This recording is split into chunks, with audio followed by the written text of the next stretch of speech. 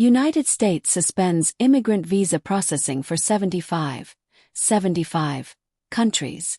On January 14, 2026, the United States announced a significant policy shift: the suspension of immigrant visa processing for citizens of 75 countries, effective January 21, 2026. This decision has sparked wide discussion globally, and today we're unpacking exactly what happened, who is affected, and why this matters. Let's dive in. What happened?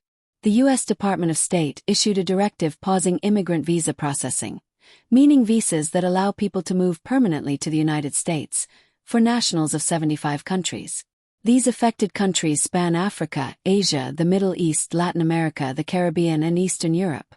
Examples include Nigeria, Afghanistan, Brazil, Iran, Russia, Pakistan, Yemen, Thailand, and many others. What's included and what's not? It's important to understand that this suspension applies only to immigrant visas, the visas people use for permanent residence or green cards. Non-immigrant visas, such as tourist visas, student visas, and work visas like H-1B, are not affected by this pause. Why did this happen? The U.S. government says this measure is part of a broader effort to limit what it calls public charge risks, meaning officials will pause processing while they reassess procedures to ensure that immigrants are self-sufficient and not likely to rely on public assistance. Host adds.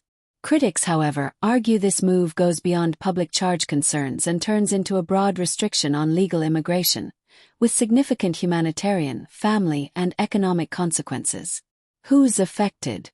Some of the key countries included on the list are Nigeria, Pakistan, Bangladesh, Russia, Iran, Somalia, Brazil, plus dozens more across all continents. This means that for now, people from these countries seeking permanent residency in the United States will have their applications paused indefinitely, until further notice from U.S. authorities. What this means. So what are the possible effects of this policy? Families separated longer because reunification visas are on hold. Work-based applicants face delays. Economic impacts in sectors that rely on immigrant labor. Uncertainty for hundreds of thousands of hopeful immigrants. And some countries, analysts say, may see retaliatory measures, affecting travel and diplomatic relations. Context and global response. Globally, this announcement has generated mixed reactions. Some applaud the move as a way to strengthen economic self-sufficiency and vetting processes. Others call it too broad, and warn it could undermine international relations and harm migrant communities seeking safe, stable futures. Final thoughts.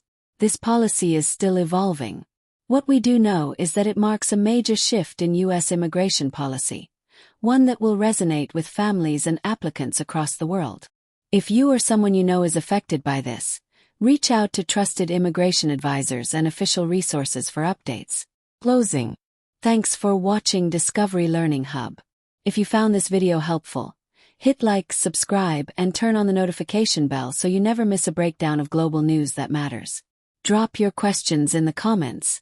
We'd love to hear from you.